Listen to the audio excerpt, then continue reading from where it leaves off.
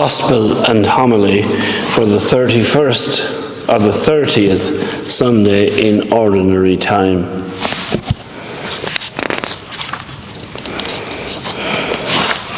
The Lord be with you. A reading from the Holy Gospel according to Matthew. When the Pharisees heard that Jesus had silenced the Sadducees, they got together, and to disconcert him, one of them put a question. "Master, which is the greatest commandment of the law?" Jesus said, "You must love the Lord your God with all your heart, with all your soul, and with all your mind. This is the greatest and the first commandment. The second resembles it. You must love your neighbor as yourself. On these two commandments hang the whole law and the prophets also." The Gospel of the Lord.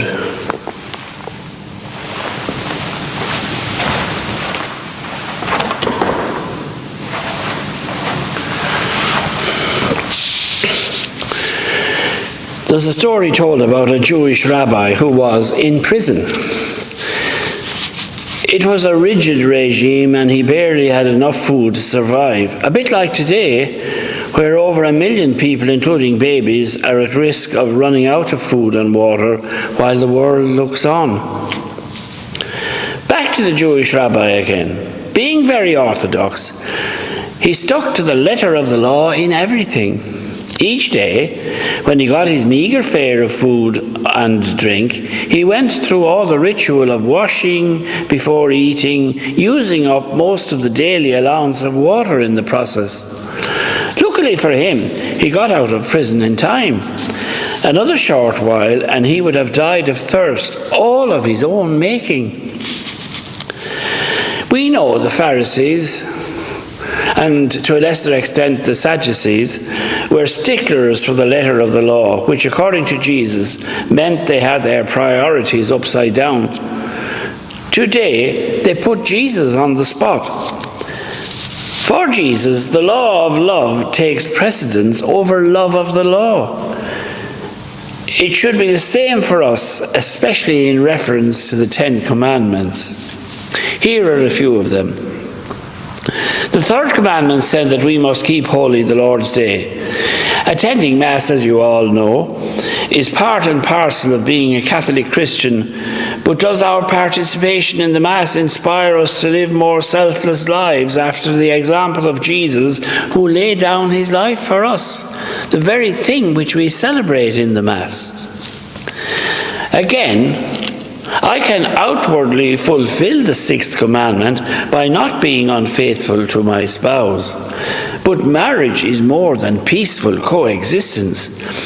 When a couple celebrates the sacrament of marriage, they are stating that their love for each other is based on Christ's love for his bride, the church.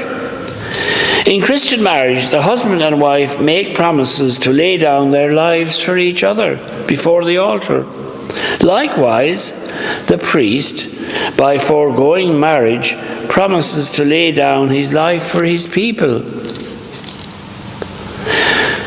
I could keep the 7th commandment by never having stolen, which fulfills the letter of the law. But there is more to it than that, like giving without counting the cost. In the scale of 1 to 10, how many points would I award myself in the field of generosity? Would it be 2? Would it be 5? Would it be 8? Would it be 10 out of 10? Remember the Lord's own words. The amount you measure out is the amount you're going to be given back. Coming to the 5th commandment, I know I have never ended anyone's life, but have I added to the quality of their lives or just put up with them? When Jesus came across marginalized or ostracized people in his day, he didn't just leave them in the lurch, but went out of his way to satisfy their needs and reinstate their innate dignity as human beings. Have we a few examples of this? Yes.